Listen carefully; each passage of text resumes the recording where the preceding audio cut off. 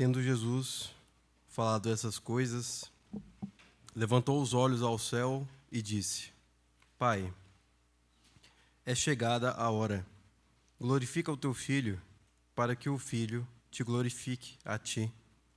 Assim como lhe conferiste autoridade sobre toda a terra, a fim de que ele conceda a vida eterna a todos os que lhe deste.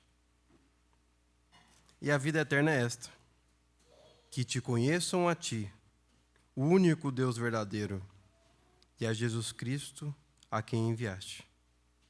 E a vida eterna é esta: que te conheçam a ti.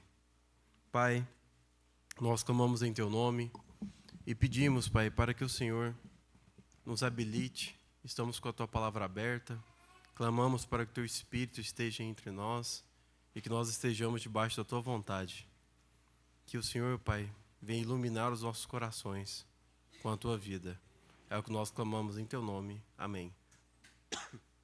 Meus irmãos, hoje tem essa data comemorativa e não tem como nós não lembrarmos do nosso Pai, né?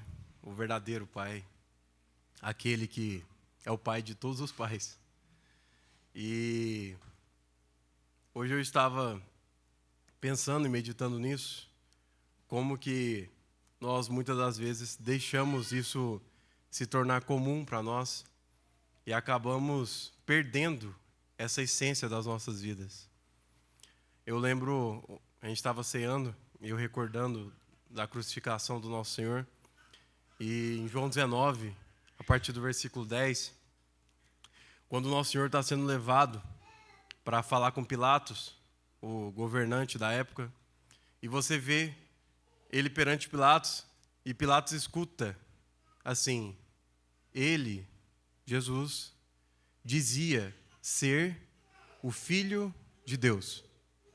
Então naquela hora Pilatos ficou cheio de angústia e quis perguntar para Jesus algo. Então ele chega para Jesus e pergunta assim: da onde você é?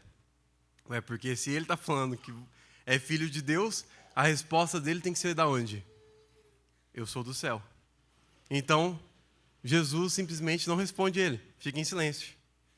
Então Pilatos vira para ele e fala: você não me respeita? Não sabe que eu tenho autoridade para tirar você, libertar você, e autoridade para te prender? Porque ele era o governante da época. E Jesus responde para ele: nenhuma autoridade você teria. Ó, o cão já invadiu a reunião, cara. A gente está sendo atacado. Então a resposta do nosso Senhor Jesus é surpreendente, porque ele fala assim: nenhuma autoridade. Ele está falando para o principal governante de Roma. É como se a gente estivesse falando para o presidente: nenhuma autoridade você teria sobre mim se você não tivesse recebido lá dos céus.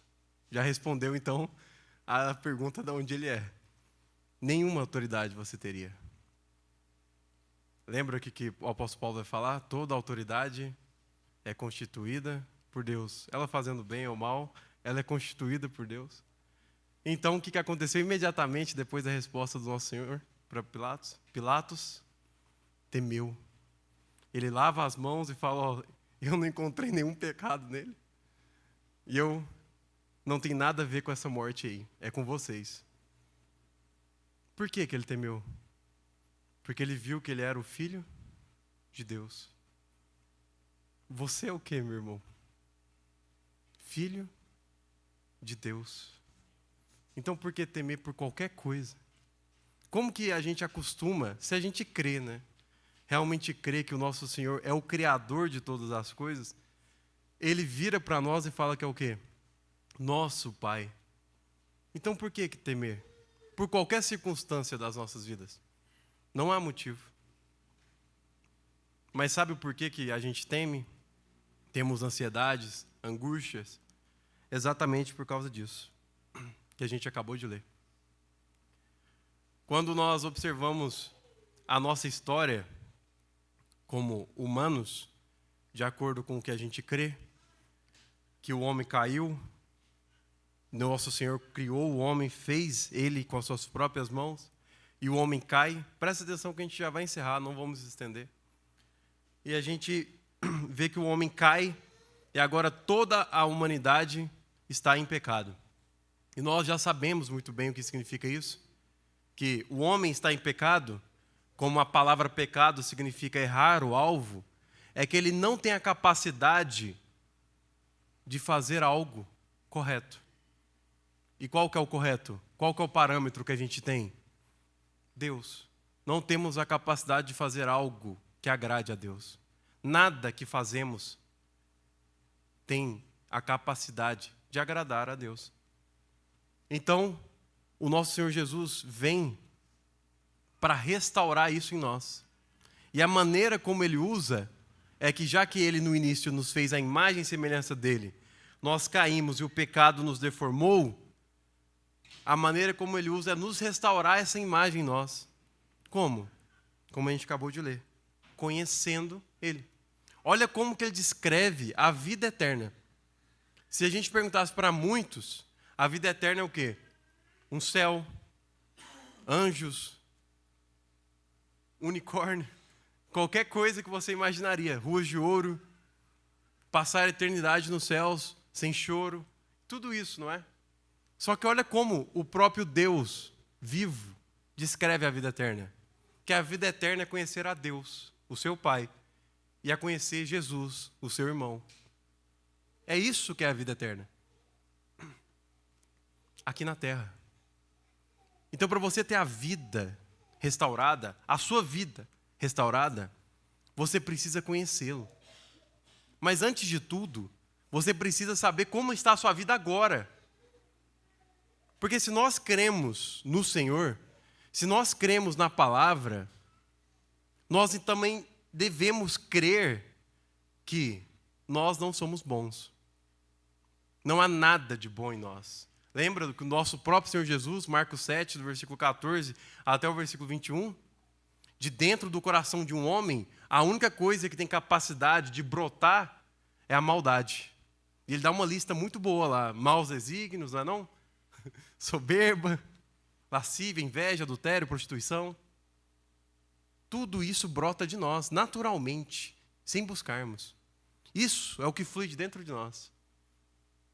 Mas se nós, à medida que conhecemos a Cristo, esse coração, recebendo a Cristo, vai fluir o que de dentro dele? Vida. Vida. E ele é purificado. E se o seu coração, que é o centro da sua vida, é purificado e flui vida, você vai ter o que em você? A vida. Você vai emanar essa vida. Você vai emanar a luz de Deus. É tão lindo aquele versículo que nós citamos comumente aqui, 2 Coríntios capítulo 4, versículo 6. O apóstolo Paulo se referindo ao primeiro dia da criação, lá em Gênesis capítulo 1, que no princípio criou Deus dos céus e a terra estava sem forma e vazia, e tinha um abismo, existia um buraco na terra, informe. É um buraco. E o Espírito de Deus estava sobre esse buraco. Então Deus começa a reconstrução desse mundo deformado. E a primeira coisa que ele faz é o quê? Separar a luz das trevas. Então ele disse: haja luz. Só que esse mundo, essa criação de Deus deformada, também somos nós. Porque você pode ver ali que esse mundo ele só está misturado e deformado. Porque ele começou a separar as águas que estavam juntas para a água de baixo, para a de cima, os lençóis freáticos, os oceanos, os rios, estava tudo misturado. O céu de baixo, de cima, tudo estava misturado. Isso é o que o pecado faz em nossas vidas. Isso é que um coração, uma alma deformada faz em nossas vidas. Nós estamos totalmente misturados. Parecemos uma bomba atômica de emoções, não sabemos o que queremos. Ao mesmo tempo que queremos ser fiéis pelo resto da vida, a uma mulher passa uma, acabou a fidelidade em 1 segundo. Destrói todos os seus princípios e valores. E você se sente um lixo. Isso somos nós, naturalmente. Então, qual que é a primeira coisa que aconteceu nesse mundo informe? A luz. E o apóstolo Paulo coloca isso de uma maneira tão linda no versículo 6, do capítulo 4 de 2 Coríntios. E ele mesmo disse, das trevas resplandecerá a luz. Ele mesmo, o próprio Criador, lá de Gênesis 1, vai resplandecer em nossos corações. Essa luz vai aparecer, mas para quê? Para a iluminação do conhecimento de Deus na face de Cristo. Ele ilumina nossos corações para quê? Para nós conhecermos a Ele. Olha tanto que é simples o nosso Senhor. Olha tanto que Ele destrói a religião, o rito, qualquer carcaça frágil e morta que existe. Porque Ele está falando assim, eu sou uma pessoa. Eu quero ter um relacionamento com você, meu filho. Eu quero ter um relacionamento com você. E você se relacionando comigo, supre qualquer buraco que está dentro de você. Nossa, meus irmãos, olhem isso. Eu sei que é difícil para alguns compreender isso, mas tenta ter um anseio, gera uma luz para o Senhor. Tem uma oração do irmão, eu indico um livro chamado A Procura de Deus, ou, em uma outra edição, Em Busca de Deus, do A.W. Tozer. No primeiro capítulo, chama Seguindo Deus de Perto, ele faz uma oração lá no final do livro, tão linda, meus irmãos. Olha essa oração, ele fala assim, Senhor, eu ansiar por Ti. Senhor, eu desejar mais a Ti. Porque talvez você está aqui, quando a gente vê o Salmo 42, como uma corça, anseia, anela, está sedenta pelas correntes de água. É a minha alma sedenta, ansiando por Ti. A minha alma tem sede do Deus vivo. Aí você vê esses salmos e fala, se você for sincero, eu não tenho essa ansiedade. Eu não tenho esse desejo assim. Porque eu acordo normal, vou para o meu trabalho, vou viver minha vida normal. Estou com a minha família, estou tranquilo. Quando vem um problema ou outro, até eu lembro dele. Mas da minha vida, como o salmista no Salmo 63, Davi, o rei, o maior rei que já existiu, ele vira depois de perder o trono e fala, a tua graça é melhor do que a vida. Ele perdeu o trono para o filho. E ele não deu a mínima. Por quê? Porque ele sabe que o trono, o governo, não tem nada a ver com o homem, e sim com o Senhor. Então, quando você olha esses salmistas expondo, porque os salmos é um espelho da alma. É só isso. É o espelho da alma do salmista. E você olha aquilo e com sinceridade, você chegando ao salmo, você fala, eu não tenho isso. Eu não estou com uma terra sedenta. Sabe por quê? Lembra que a gente citou 2 Coríntios 4? Se você ler a partir do verso 4, você vai entender que o Deus desse século, ele cegou o entendimento, a percepção de todos. E você está totalmente morto. Morto. Mas você anda, você vive, você fala, você come, você se sacia, mas você está morto de alma. Tito 3:3 fala que a gente é tão morto que a gente está escravo dos nossos prazeres. Nós estamos escravos dos nossos próprios desejos e não percebemos. Nós não percebemos esse cotidiano nos matando, fazendo muito ativismo ou pouco, sendo que o tédio já é suficiente para nos satisfazer. Não temos mais essa percepção. A gente foi tão violentado pelo pecado, pelo mundo, pelo eu, pela carne, que a gente perdeu a sensibilidade. Então qual que tem que ser o nosso clamor? Senhor, me ilumina para eu perceber que estado que eu estou, porque eu nem sei quem eu sou. Lembra daquele salmo tão lindo, 36, verso 9? Na tua luz, Senhor, eu vejo a luz. Nós estamos tão cegos que nós não conseguimos ver nada. Nós precisamos chegar a nele, que é a luz. A primeira coisa, meu irmão, que você precisa é reconhecer o estado que você se encontra. Não de atitudes de senso comum, mas o estado interior. Como está a sua alma? Como que você vê o mundo? Como que você vê uma pessoa? Como você age? O que tem brotado aí de dentro? Principalmente quando você está a sós. E é isso que tem feito Deus esse século, né? Tem impedido de nós ficarmos a sós, quietos, em silêncio. Porque só no silêncio, só a sós, só quietos, que brota o barulho dos buracos internos que nós temos. Somente nesta ocasião, enquanto nós estivermos entupidos de ativismo, é impossível ouvirmos o barulho, o ranger interno das nossas almas. Por isso que o nosso Senhor, nosso Pai, lembra de Mateus 6? Quando ele fala que ele é o nosso Pai, Pai nosso, não é? Que estás nos céus. Ele fala assim, entre. Não é do muito falar. Não é do muito pedir. Não é dessa tagarelice que você fica fazendo, essa barulheira que você fica fazendo, não. Entra para o quarto. Fecha a porta. E o teu Pai que estás nos céus te vê em secreto. Te vê em secreto. Porque quando você estiver em secreto, quando você estiver sozinho num quarto, sem nenhum barulho, e você começar a ouvir o barulho interno, você vai citar, você vai clamar como o salmista no Salmo 74. Senhor, apressa-te, dirige os teus passos imediatamente para essas perpétuas ruínas.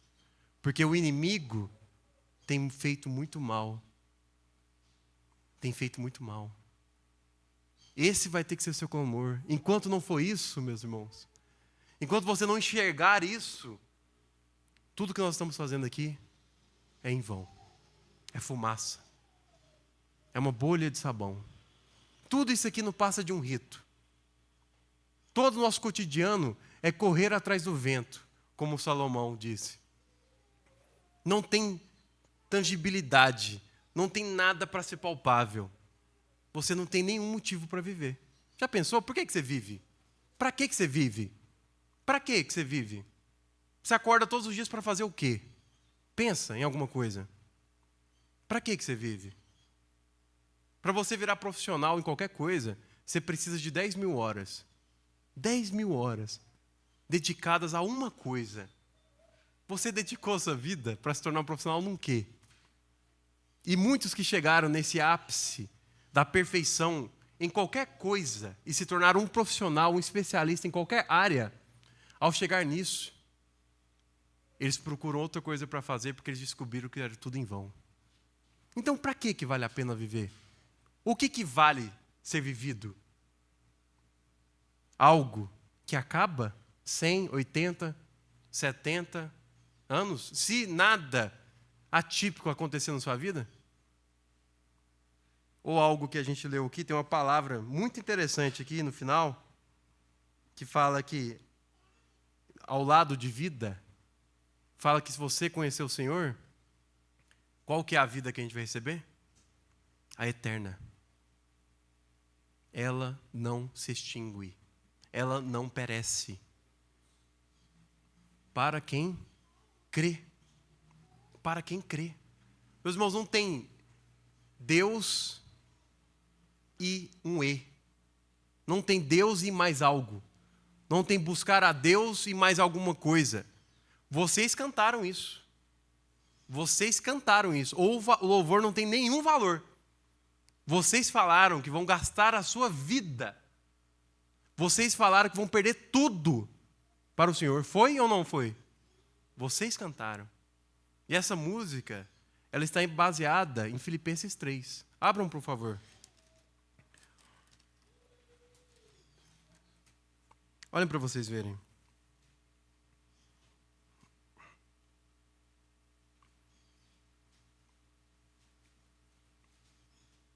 A partir do verso 6, por favor. Vamos partir do verso 2? Acautelai-vos dos cães. Acautelai-vos dos maus obreiros. Acautelai-vos da falsa circuncisão. Porque nós é que somos a circuncisão. Nós que adoramos a Deus no Espírito e nos gloriamos em Cristo Jesus. E não confiamos na carne. Bem que eu poderia confiar também na carne. Ele vai agora explicar por que ele poderia confiar na carne. Ele vai citar o currículo dele. Esse aqui é o apóstolo Paulo. Ele escreveu metade do Novo Testamento. E é considerado o maior seguidor de Cristo que já existiu. É esse homem que a gente vai ler aqui agora. Se qualquer outro pensa que pode confiar na carne, eu ainda mais. Por quê?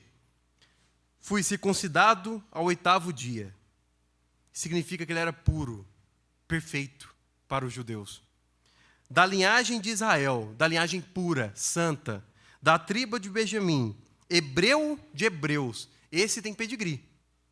Esse aqui era um shih tzu com pedigree e tudo. Quanto à lei, fariseu. O mais alto nível de estudo da palavra, farisaísmo. Quanto ao zelo, ele era tão zeloso pela religião dele, que ele perseguiu os hereges, que éramos nós, seguidores de Cristo, seguidores daquele que falava que era o rei dos judeus. Perseguidor da igreja.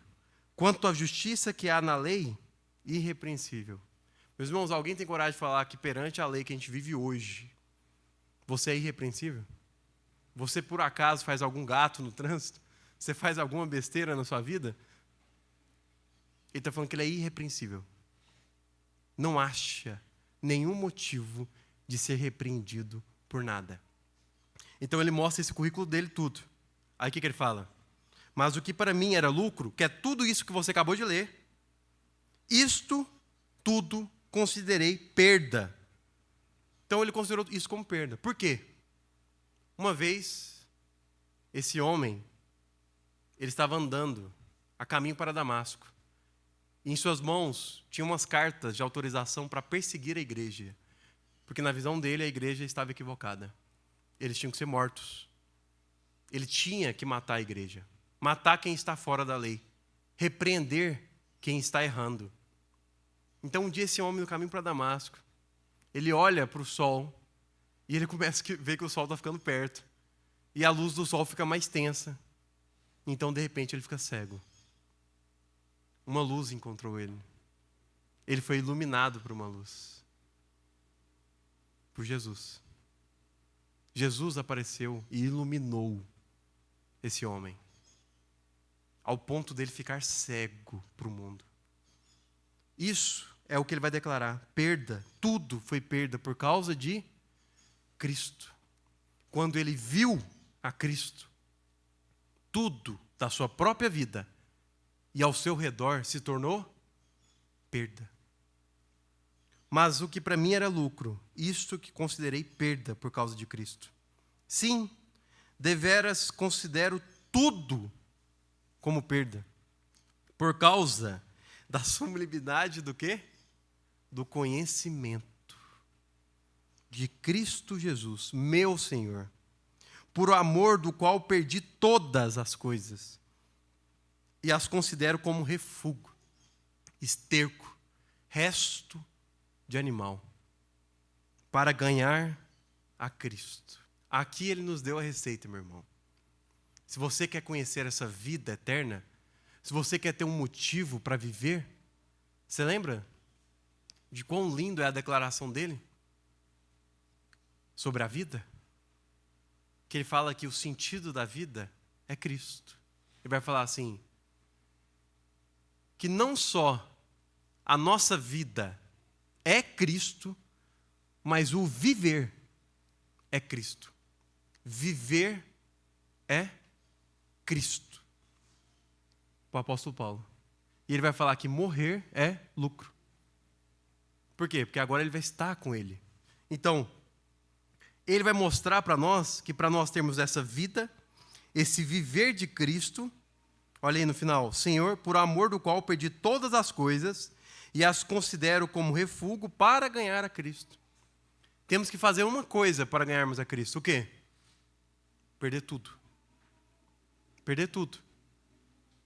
perder tudo. E ele vai se exemplificar mais ainda em Romanos 12. Porque ele vai falar assim, meus irmãos, eu estou intercedendo por vocês para que vocês apresentem os seus corpos, as suas vidas, como um sacrifício, como uma oferta para o nosso Senhor.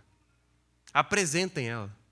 E quando você apresenta a sua vida para o Senhor, eu não estou falando simplesmente de um ato de levantar a mão ou falar eu aceito, porque você não aceita o nosso Senhor. Você não tem capacidade, porque você está morto, você está cego. Não tem como. Lembra de João 6,44? O que o nosso Senhor fala? Ninguém pode vir a mim se o Pai não o atrair, não o trouxer. Se você está com esse desejo em seu coração de caminhar com o nosso Senhor, é porque Ele está te chamando. Ele está te atraindo. E à medida que Ele te chama, você tem que fazer o quê, meus irmãos? Se alguém te chama, você tem que fazer o quê? Responder. Responda. E a resposta é qual? Entregar tudo para Ele. E o que é esse tudo? A sua vida. E mais específico e preciso, o seu coração. O seu coração tem que ser dele. Totalmente dele. Ele não aceita. Busquem e me acharão, se me buscarem de todo o coração. Tem que ser, meus irmãos, todo o coração. Todo. E sabe qual é o resultado disso? Versículo 2 de Romanos 12. Seu entendimento, sua mente será transformada. Você vai ter uma transformação. E sabe qual é o resultado dessa transformação de mente? Você vai ver o quão boa e agradável é viver Cristo aqui na terra, no seu dia a dia.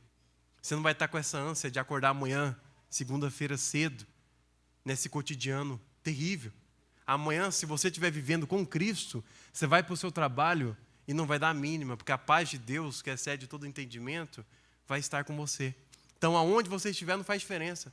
Pode ser num barco afundando, pode ser numa tempestade, pode ser perante um exército querendo te destruir, não vai fazer nenhuma diferença. Porque você descobriu que você é filho de Deus.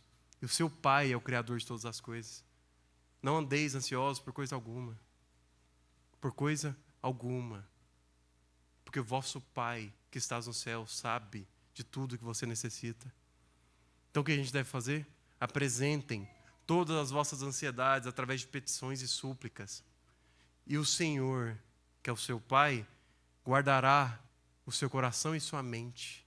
Filipenses 4:7. Ele prometeu para nós. Ele vai guardar nosso coração e nossa mente. Mas se você entregar. Se você entregar. Você é uma decisão sua. Qual que é essa decisão? Muito clara. Responder a esse chamado. Lembrem, ninguém aceita a Deus. Você responde a Deus. E como é que continua? Considero como refúgio para ganhar Cristo e ser achado nele. Na tua luz, eu vejo a luz. Meus irmãos, olha que lindo. Ele está com o nosso Senhor. E agora ele quer se achar no nosso Senhor. Ele quer encontrar Ele mesmo no nosso Senhor. Por quê? Lembram? Nós perdemos a nossa imagem quando pecamos. Lá no paraíso. E agora, quando estamos com Cristo, conhecendo Ele, à medida que conhecemos Ele, sabe o que acontece? Nós nos conhecemos. Então você vai descobrir quem você é. Você vai se achar nele. Tudo que você é, pode ser, alguns se titulam, se definem através da profissão. Igual eu sou um advogado. Quem você é? Um advogado. Mas não, meu irmão, você não é isso. Talvez pelo status social, você é pobre, rico, ou pela sua raça, você é negro, branco, azul, avatar, não importa. Você não é nada disso. Sabe por quê? Nosso Senhor falou assim, eu não sou deste mundo. E vocês que me seguem também não são. Então as diretrizes, os parâmetros desse mundo não cabem a nós. Não interferem em nós. Nem a nação, nem a essa nação nós pertencemos. Porque ele não falou que somos peregrinos e estrangeiros. Nação santa. Não é isso? Nação santa. Porque nós somos celestiais. Nosso pai é do céu, nosso irmão é do céu, nós somos do céu. Não é isso? Colossenses 3. Não pensem nas coisas da terra, pensai nas coisas lá do alto, onde Cristo vive e a sua vida está guardada nele. Então nada da terra nos interessa. Nada desse mundo nos interessa, a não ser viver Cristo e nos achar nele. Olha que lindo, meus irmãos. O sentido da sua vida, a resposta para que você vive, como vive, o que fazer, quem é você.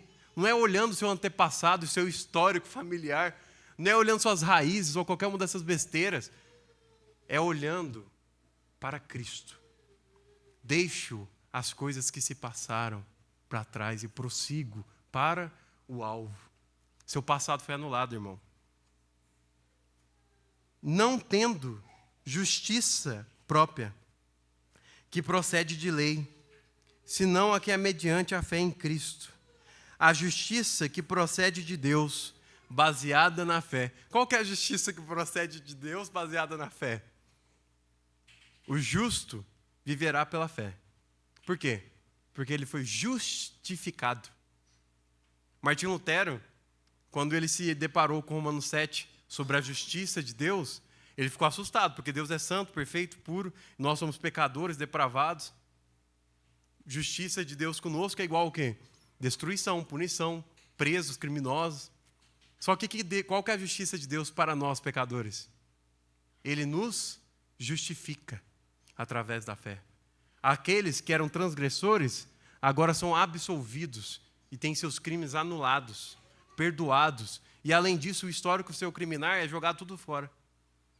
E para piorar, se a sua família veio de um histórico de criminosos, como veio, que seus pais eram muito criminosos, Adão e Eva eram terríveis, eles também foram anulados da sua vida. Agora você não procede de Adão e Eva, você procede de Cristo. Ele é o novo homem. E você é uma nova criação. Para o, baseada na fé, para o, vocês viram a ênfase? Quão enfático é conhecê-lo? Isso aqui talvez você não está entendendo nada, mas não importa. A única coisa que importa é você clamar ao Senhor para Ele aumentar a sua fome e sede para conhecê-lo. Lembra das bem-aventuranças em Mateus 5? Bem-aventurados os que têm fome e sede. Bem-aventurados aqueles que são completamente felizes. Essa é a palavra. Completamente felizes. Não estão felizes, eles são felizes. Eles são felizes. Não tem momento de felicidade. Por quê? Porque a felicidade está neles. A felicidade é uma pessoa. Bem-aventurado os que têm fome e sede de justiça. Qual justiça? A própria? Você acabou de ler a justiça própria? Não, é a justiça que procede de Deus. Porque eles serão o quê? Saciados. A sua alma será saciada pela alegria que está no Senhor. Através da fé que você tem nele. Através do conhecimento que você vai sendo construído sobre ele. E o poder da sua ressurreição. E a comunhão dos seus sofrimentos. Conformando-me com ele na sua morte. O que é, meus irmãos, esse conformar com ele na morte? Já estou crucificado com Cristo. Não vivo mais eu, mas Cristo vive em mim. Isso na prática é o quê? Entregar as nossas vidas totalmente para Ele. Entregar. Se Ele morre, se Ele morreu, nós morremos.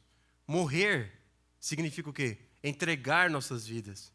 E mais especificamente na prática, se a gente morre, nós estamos morrendo aonde? Nesse mundo. Então nada desse mundo nos interessa se a gente morre. Então a gente vive aonde agora? Nos céus. Nos céus. Mente nos céus, pés na terra. Esse é o nosso caminhar. Viver com Cristo em nossas mentes e corações, andando nessa terra, com os nossos corpos que vão ficar nessa terra. Isso é as condições para nós andarmos, vivermos a vida eterna dele. Agora, para nós finalizarmos. Olha que interessante isso. Versículo 12. Não que eu já tenha recebido ou tenha obtido a perfeição, mas prossigo para conquistar aquilo para que eu também fui conquistado por Cristo Jesus. Observem isso aqui. O apóstolo Paulo está falando que a vida dele gira em torno de prosseguir numa caminhada, numa busca atrás de algo que o alcançou. A palavra conquistado aí é como se fosse capturado, apanhado. Lembram que eu citei que o apóstolo Paulo, no caminho para Damasco, uma luz não apareceu para ele, meus irmãos? E ali em diante a vida dele foi outra. Essa luz é o nosso Senhor. Então, quando essa luz resplandeceu na vida dele, o que aconteceu? A luz sumiu. Ela foi embora. O apóstolo Paulo foi viver a vida normal. Trabalhava normal. Fazia tendas normalmente. Vivia, sofria, chorava, apanhava, igual a todos nós. Então, qual que foi, então, o objetivo de vida dele? Enquanto ele vivesse, ele iria o quê? Buscar isso que o encontrou. Só que é tão lindo a caminhada do nosso Senhor sobre as nossas vidas, que parece que então o nosso Senhor sumiu e nos abandonou. Só que não é assim. Ele omite a nossa percepção dele, só que ele está conosco em todos os lugares, cuidando de nós, como um pai observando um filho. Eu lembro até hoje, quando eu era menor, e o meu pai, pela primeira vez, pediu algo para mim. Aí ele falou assim: Lucas, eu quero que você vá ali na distribuidora de bebida e compra um refrigerante para a gente jantar. Era à noite, nosso setor era muito perigoso na época, muito perigoso, ao ponto até da época que a Rotan entregava toque de recolher para a gente, que todo mundo ia ser abordado lá no setor, lá no Crimeia Leste, para quem conhece. Aí eu falei, meu pai não me ama, ele está me soltando na rua. Aí eu saí para a porta do portão assim, e eu, nossa, meus irmãos do céu, eu nem sei se eu acreditava em Deus, qual era a minha percepção, mas eu comecei a acreditar em algo.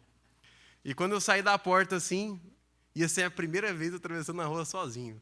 Eu lembro o detalhe, assim, você via aquelas bolas de feno passando, eu ficava tenso, tudo escuro, não tinha poste nenhum de luz, faz muito tempo isso. E a distribuidora na minha frente, e na distribuidora não tinha ninguém. Falei, pronto, ali está perfeito, a cena do crime. Aí eu atravessei a rua, deu certo. Ninguém atropelou eu. Comprei o refrigerante e voltei. Só que naquele momento, eu pensei que eu estava totalmente sozinho. Naquele momento, eu pensei que para mim já era. Se acontecer alguma coisa, é eu e esse problema. Só que, da mesma forma como um pai terreno faz isso com o filho, é o nosso Senhor com a gente. Ele está deixando você viver sua vida, cara. Ele está deixando você andar, trabalhar e fazer o que você quiser. Só que ele está te olhando. E o pior, ele está em você. Ele está em você. Ele é mais próximo que qualquer familiar. Ele está em você 24 horas por dia. Ele é a sua vanguarda e sua retaguarda. Lembra que o nosso Senhor fala? Que Ele nos cobre com as suas mãos, nos cerca de trás e pela frente. Antes da palavra se achegar à nossa língua, Ele já sabe qual é a fiscalização dele sobre nós. Mas não é para ver nossos pecados, porque Ele já conhece nossa estrutura. Não é Salmo 104? Ele já sabe que a nossa estrutura é o quê? Pó. Ele já sabe que você é um lixo, que você é pecado puro, que isso aí você não passa de 100 anos, Ele é eterno, imutável, criador, você é criatura, você não é nada, esterco, como o apóstolo Paulo fala, não tem nada de proveito em você. Então por que Ele nos fiscaliza? Porque Ele te ama. Olha, depois vocês leem, por favor, essa semana, quem tem interesse na vida do nosso Senhor, João 10 inteiro, que Ele vai falar assim, eu sou o bom pastor, e vocês são minhas ovelhas. E você sabe qual que é o sinal para você saber se você é uma ovelha do Senhor? Ele fala assim, as minhas ovelhas conhecem a minha voz. conhecem a minha voz. E é tão lindo, porque ele vai falar assim que Deus, Pai, entregou essas ovelhas para ele e deu elas para ele. E lá para o final, ele vai dizer assim, do capítulo 10. Pai, de tudo que o Senhor me deu, a criação, a justiça, o poder, o governo, porque Ele é o Rei dos Reis, as minhas ovelhas é o que o Senhor me deu de maior. Maior do que qualquer coisa. Meus irmãos, certa feita um irmão, com total reverência, falou que ou o nosso Senhor Jesus é Deus, ou ele é um lunático. Porque ele falar o que ele falou é loucura. Porque se ele é Deus, ele falar que nos ama, vocês sabem a dificuldade que é amar um ao outro. Amar alguém que não é do seu sangue. Olha o preço que foi feito na vida do nosso Senhor Jesus, por você e por mim. Só para você conhecê-lo. Só para você ter um relacionamento. Só para você ter um contato direto com Ele. Sem nenhum sacrifício. Sem nenhuma reverência. Que reverência que você vai ter? Ué, que reverência que você vai ter? Só estando a sós com Ele. E Ele te encontra. Ele te atrai. Da maneira como você está. Olha Paulo, meus irmãos, matando os irmãos de Cristo. E ele foi de encontro com o apóstolo Paulo e fez ele o maior de todos. Olha Abraão, idólatra, na terra de Ur dos Caldeus, e ele é o pai da fé. Olha Davi, um adúltero, assassino. Ele é o homem segundo o coração de Deus. Olha você, não dá mínima para o nosso Senhor. Vive sua vida como se não tivesse nada. Você é o Senhor da sua vida. E Ele te ama e te atrai todos os dias, sem você responder. Meus irmãos, nós somos muito privilegiados. A graça do nosso Senhor é muito abundante. Quando tem esse pecado imenso em nós. Quão grande salvação é essa que Ele nos deu. É o clamor do nosso salmista no capítulo 24. Perante grande pecado, quão grande salvação é essa do nosso Senhor para as nossas vidas? Salvação diária, né? Vocês verem, salvação diária. Então, meus irmãos, olha que lindo. É um pique-pegue divino. Ele dá o toque em você e corre. E pede para você persegui-lo. Correr atrás dele. Buscá-lo todos os dias, incessantemente. E você sabe qual que é o mapa que ele nos dá para persegui-lo? A Bíblia. É aqui que é o campo para a gente persegui-lo. Para conhecê-lo diariamente e buscá-lo. Amém? Então decida. Urgentemente. Não é sobre o céu ou o inferno. Não estamos falando sobre isso. Quem tem fé, o ladrão da cruz não fez nada, não buscou nada. Foi imediatamente salvo pelo nosso Senhor, pela fé. Creu que Ele poderia salvá-lo. Então você já está salvo, meu irmão. Beleza, vive sua vida, se tranca no seu quarto, fica lá da maneira que você quer. Trabalha, busca o mundo, perde sua alma, faz o que você quiser. Nós estamos falando de viver o gozo divino aqui na terra. É isso que estamos falando. De vivermos saciados em qualquer circunstância, nos damos a mínima para a economia, para nada. Porque o nosso Pai, que está nos céus, cuida de todas as nossas necessidades. Amém? Pai, nós clamamos em Teu nome, para que o Senhor, Pai, continue nos atraindo, iluminando as nossas vidas e nos chamando. Pai, quebranta nossos corações para respondermos a Ti, para nós desfrutarmos do prazer, da paz, da alegria que há em Ti. Nós clamamos em Teu nome, que nós possamos, Pai, durante os nossos afazeres, as circunstâncias diárias e as dificuldades das nossas vidas, ouvir o Senhor, reconhecer a Tua voz e atender ao Teu chamado. É o que nós clamamos em Teu nome.